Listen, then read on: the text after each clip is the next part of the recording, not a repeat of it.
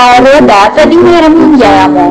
Roda, pwede mo bang kunin muna yung medyas ko, yung kakagamit ko lang. Lalabang ko eh. Dad! Dad! Anak mo po ako! Hindi mo po ako katulong! Ayoko nga po! Dad!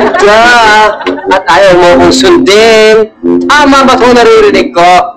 Yep, Dad, you heard it right. Ano ka ba naman?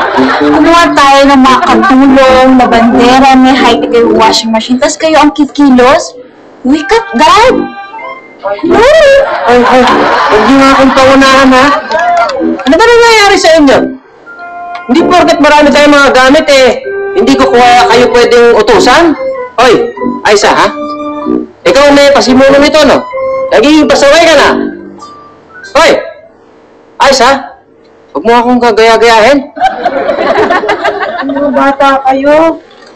Wala na yung juice mo. Ma'am, ito na po yung... Sorry po, ma'am. Ma'am, sorry po. Hindi ko po sinasadya. Tanga-tanga mo naman! Ano ka ba? Bakit mo sinampal?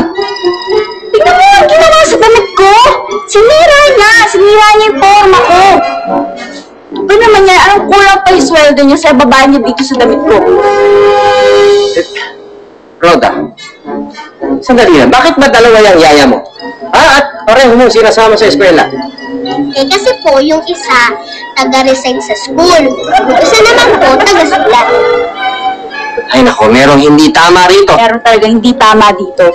Yung mga pinagkukuha natin katulong, hindi tama yun. So, para hindi ka magalit, excuse me, okay yung dalawa, tumayo kayo dyan, sisante na kayo, umalis kayo dito.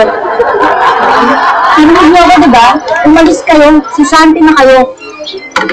Dali na, gisa niyo nga kumilos. Kawawa naman. Ay, ano ba nangyayari sa'yo? Ha? Bakit mo sinisente yung balon mo? Dahil marami pa tayong makukuha ang katulong dyan, dahil marami tayong pera. Ay naku, hindi ko na alam kung anong gagawin ko. Hindi ko alam saan ako yung lugar. Bahala na nga kayo dyan. Aisa! Aisa! Ano ba nangyayari sa'yo? Aisa! Ano ba nangyayari sa pamamahay na ito? Pagmula nung naging mayaman tayo nag-iiba na kayo. Sam, ano ba nangyayari?